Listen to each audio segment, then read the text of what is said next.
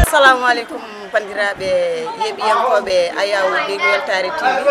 min calmini on mone moɗon kala indi mum e yettore kala ɗo goto e moɗon woni e dunde Baba Adama hen min calmini ɗum funnangue hirnangue rewa e wonko caggal ne jettuɗen e Allah jurɗen e nelaɗo Allah sallallahu alaihi wasallam nena Baba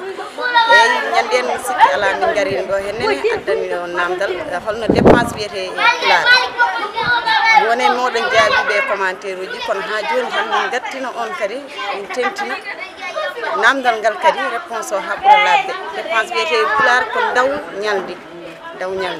joni noon hande kadi min gari ɗo hennene addani ɗon namdal gongal holno cinéma wiyete e Pulaar kala joguiɗo hen jaabowol yo yiya e commentaire uji Big rewe yam mi ƴeewa wajiɓe sene gandi cinéma no wiyete Pulaar aɗa yiɗi gon aɗa yiɗi bon aɗa yiɗi China aɗa yiɗi wan aɗa yiɗi kilde aɗa yiɗi ɓilde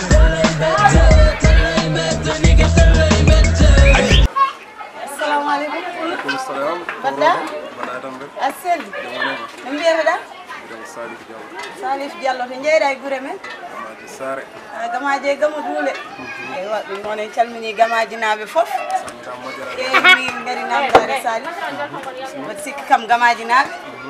ko ɓiɓɓe fulɓe goni toon oɗon bitti machallah kon joomen gande en min namno cinéma no wiyete Pulaar cinéma no wiyete Pulaar no wiyete Pulaar yoɓ njeeɓa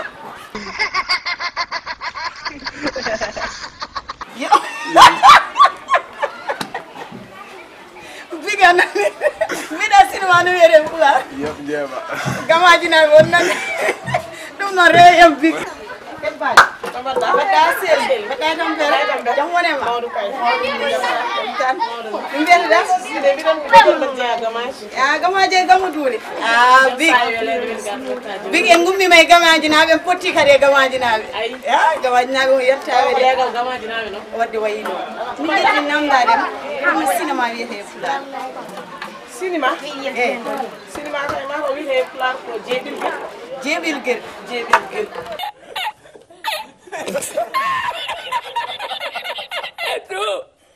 bandiraɗo gorko mbiɗa no mbiyetoɗa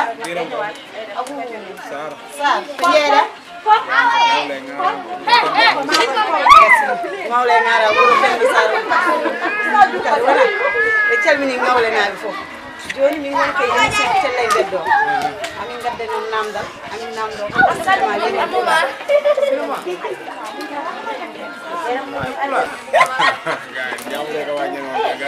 kon wittiyankoɓe de ɓenneɗa nam ɗon ko amore ka daharnaɓe komi dagarnaɓe yo aɗa yiɗi gon aɗa yiɗi bon aɗa yiɗi China aɗa yiɗi wan aɗa yiɗi kilde aɗa yiɗi ɓilde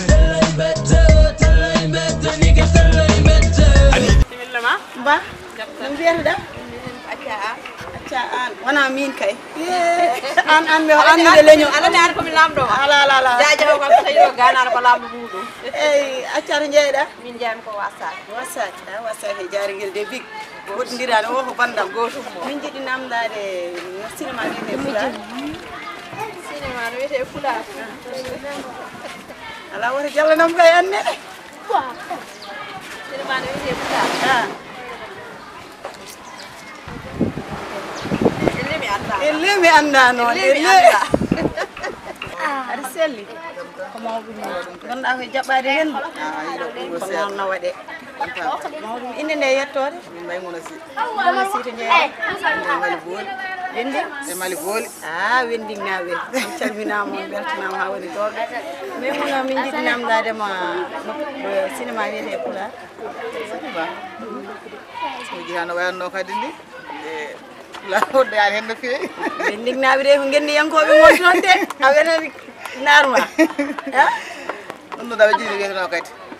anda an cinéma wiyete Pulaar Pulaar kadi min lijjitide so haala ma Wending naɓe tikka ñalle jam mi jooɗode mi bismama de mi bismima moro eyi wode arayno weeli ɗo ɗo tan joɗɗo jaɓɓo hen beñe nani de no mbiyeteɗa neno ya Cimmo Ndiaye Cimmo Ndiaye jeeyɗa mbeɗa wuro sey bo welde ndiyam moƴƴo ngara yogo wuro Aboubacry Sow en wallahi monsieur le maire merinaɓe de ko gendiyyankoɓe ko wettiyankoɓe moƴƴo dembeno e ma danama ono mo wiri nandol meɗen ngal mba sikki nen Cimmo min jiɗi namdade mo honno sinima wiyete Pulaar sinima yimɓe ayaw jeeyide tan ayaw jeeyi